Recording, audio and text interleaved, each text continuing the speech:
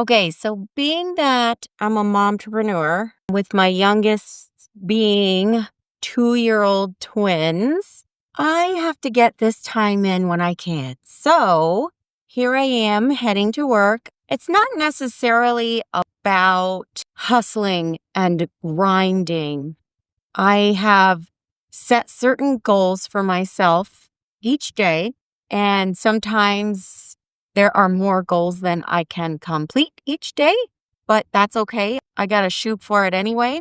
So, one of the ways that I fit the things in that I want to fit in are things like this, talking to you guys about scheduling and blocking and fitting things in. You got to get it where you can. So right now I'm driving to work. That's where I can get it in. So that's where I'm going to fit it in.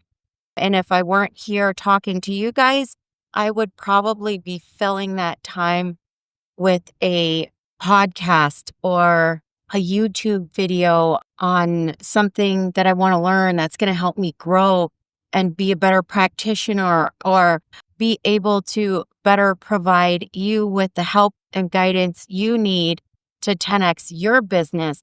Because to be honest, I've been in business. I've been working. I don't want to say I've been in business. I've been a solopreneur for 16 years now.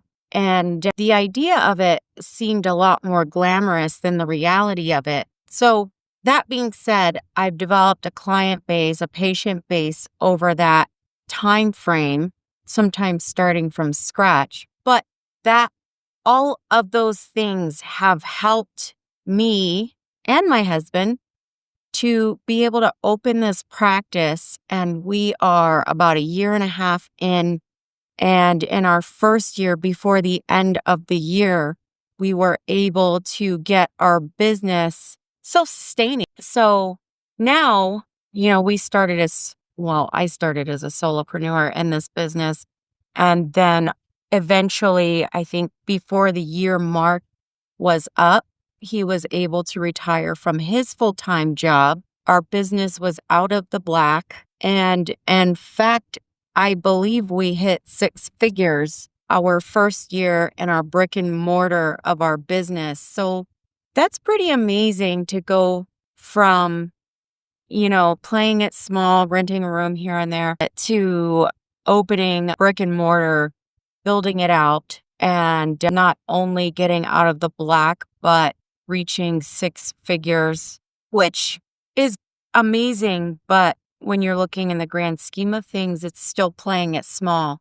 So I can't wait to see what this next year holds for us. And we are going to be 10xing again. So the more I learn to help patients and business owners like yourself, or just women that are really busy trying to fit everything in along with self-care, to integrate my social media and marketing in a way that's more functional for me, to where I don't have to hire a completely separate person. But on this scale, it's going to help me manage for now. So I'm not one of those that's going to hire right out of the gate. We're going to hire and fill these roles, spend all this money, play big to win big. But we're just kind of moving along at our own pace. So 16 years in business, year and a half in a brick and mortar, like officially built out space for our clinic